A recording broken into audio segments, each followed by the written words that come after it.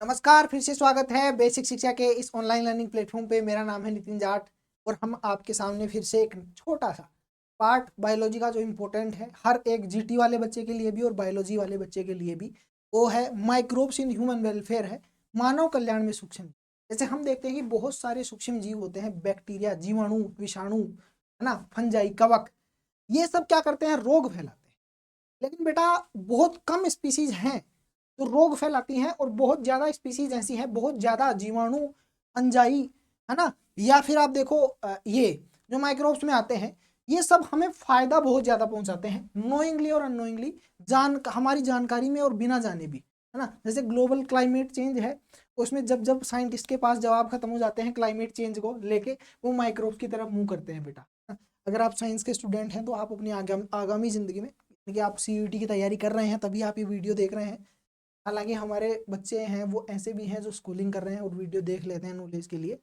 तो बहुत सारे बच्चे ऐसे हैं जो देख लेते हैं, पर ज़्यादातर बच्चे जो सीयूईटी देते हैं वही देखते हैं।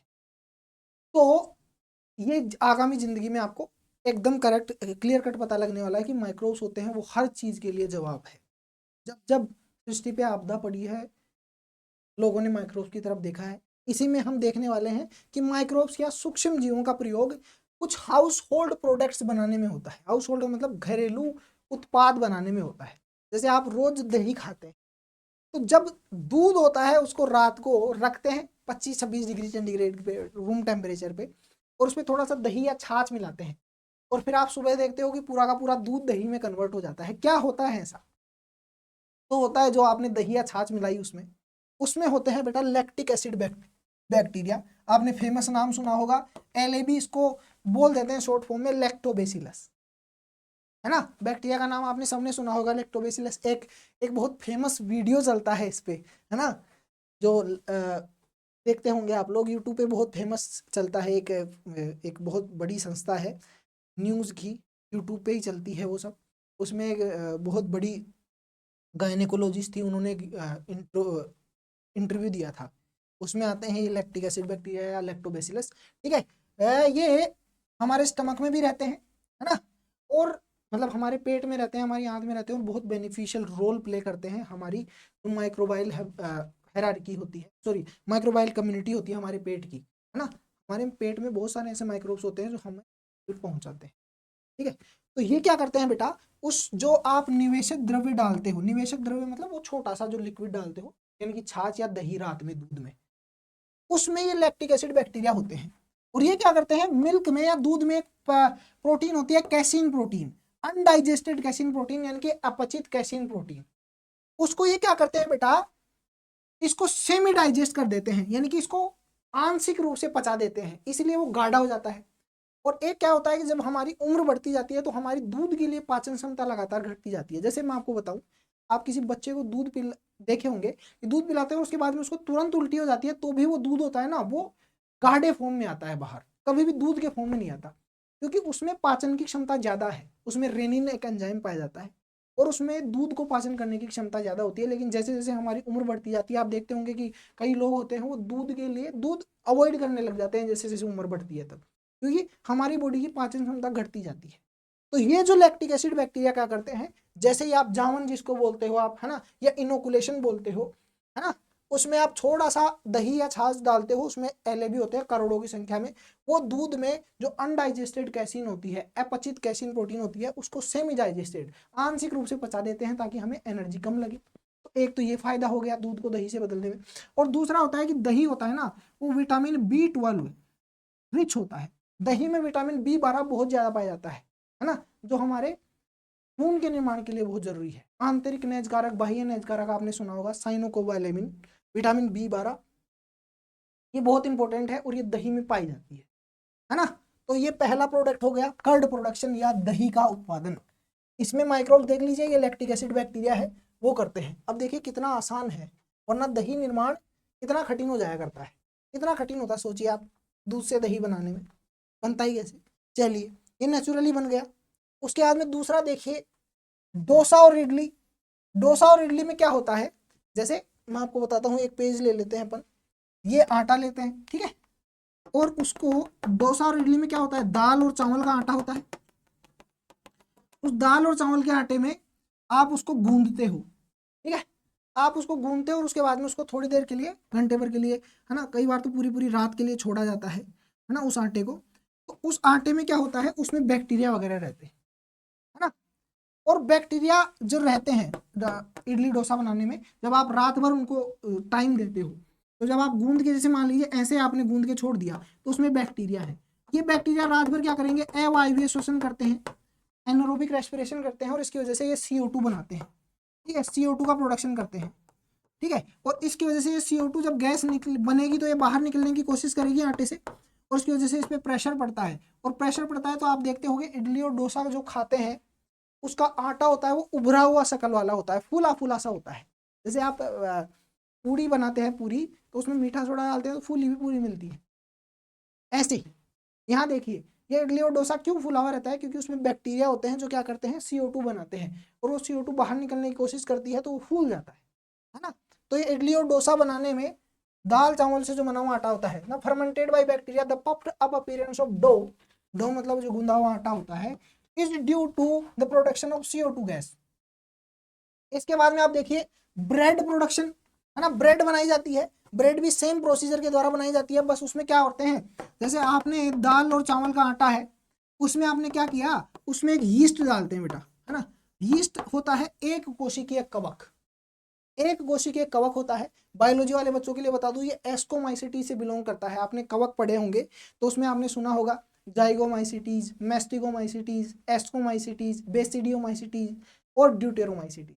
तो उसमें एस्कोमाइसिटीज, वैसे कवक एक कोशिकीय नहीं होते हैं, लेकिन एस्कोमाइसिटीज का एक सदस्य होता है यीस्ट, वो एक कोशिकीय होता है ना। जब आप जनन वगैरह पढ़ते हैं उसमें भी बडिंग द्वारा जनन पढ़ते हैं यीस्ट में, ठीक है। तो इस यीस्ट को मिलाते हैं उसमें, और ये यीस्ट का नाम है सेकेरोमाइसिस सेरिवेसी। आपने बेकरी इंडस्ट्री सुनी होगी, ब्रेड वाली इंडस्ट्री को बेकरी यूनिवर्सिटी बोलते हैं, है ना।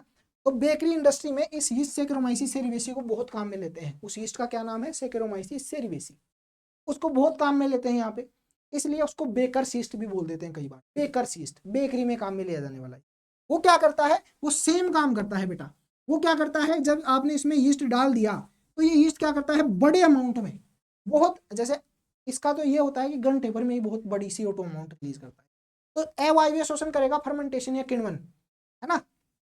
जैसे शराब बनाने में आप लोगों ने बहुत सुना होगा कि किण्वन किण्वन किण्वन होता है, वही ब्रेड बनाने में होता है, बस उसमें जो सबस्ट्रेट होता है वो कुछ और होता है। चलिए, तो इसमें क्या होता है, बड़ी अमाउंट में CO2 बनाता है, और ये CO2 बड़ी अमाउंट में बनाएगा ना तो ये ऐसे निकलेगी बाहर, बहुत ज्यादा अमाउंट में बनाता है।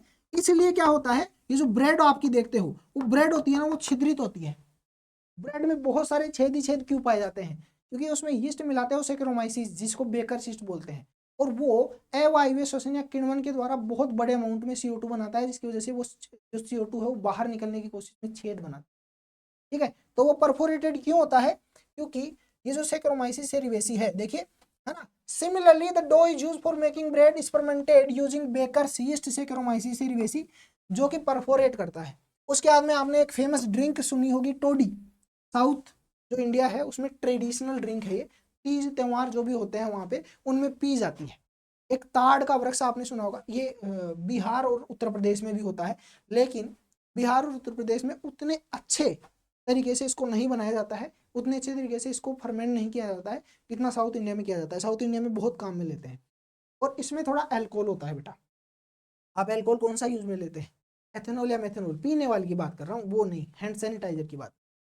आप एथेनॉल काम में लेते हो, यानी कि 2 कार्बन वाला, ठीक है, CH3 CH2OH, 2 कार्बन वाला जो होता है वो। ये जो 1 कार्बन वाला होता है ना, जो आप अखबार में पढ़ते हो जहरीली शराब, वो ये होता है CH3OH, ये गलती से बन जाता है, ठीक है।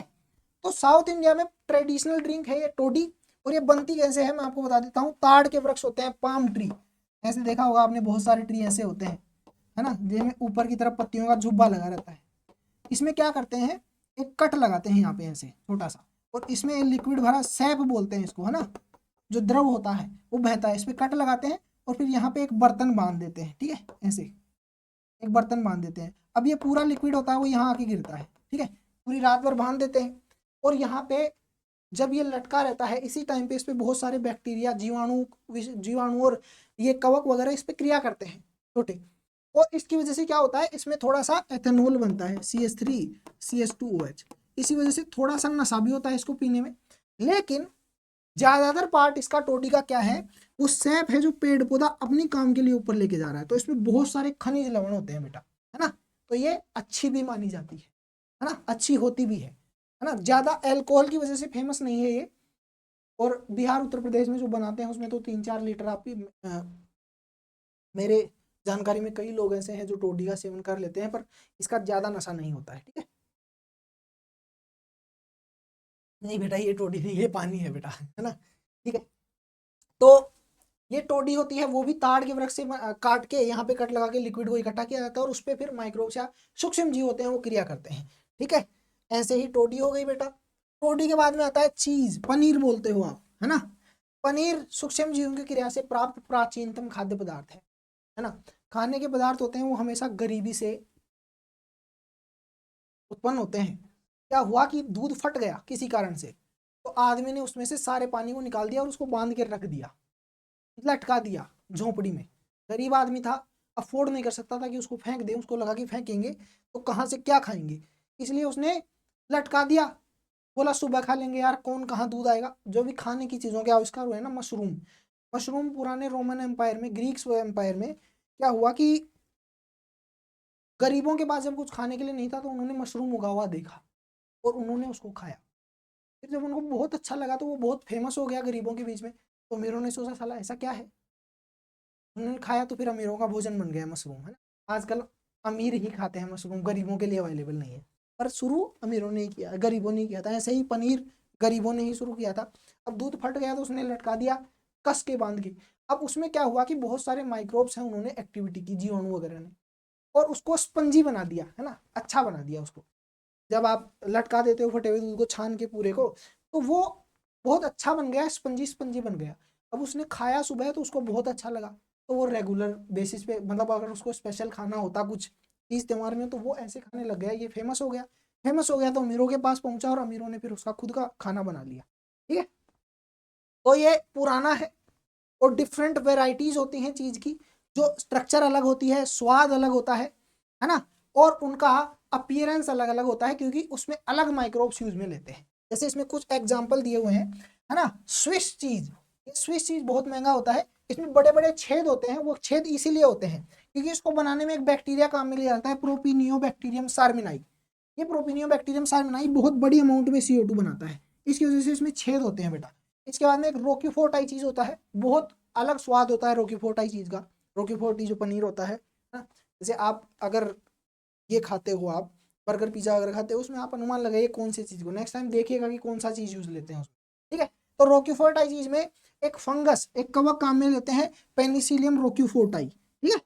पेनिसिलियम आपने सुना होगा, पेनिसिलिन एंटीबायोटिक, सबसे पहली एंटीबायोटिक डिस्कवरी हुई थी पेनिसिलिन, है ना। अलेक्जेंडर फ्लेमिंग ने खोजा था, 20वीं सदी की सबसे महत्वपूर्ण खोज है।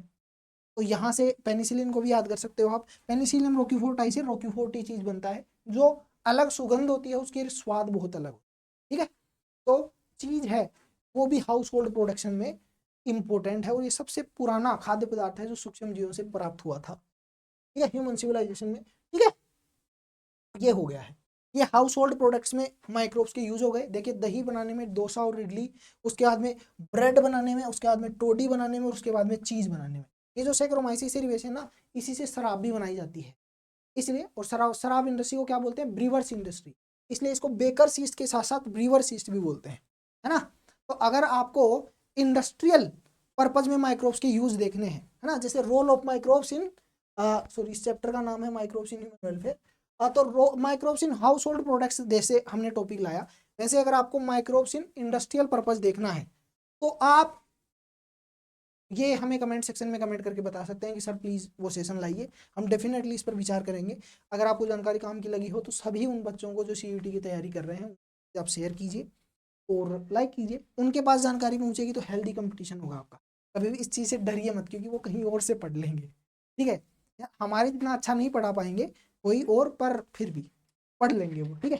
तो मिलते हैं नेक्स्ट सेशन में, तब तक के लिए जय हिंद जय भारत। जानकारी अगर काम की लगी हो तो प्लीज़ लाइक कीजिए, सब्सक्राइब कीजिए, थैंक यू।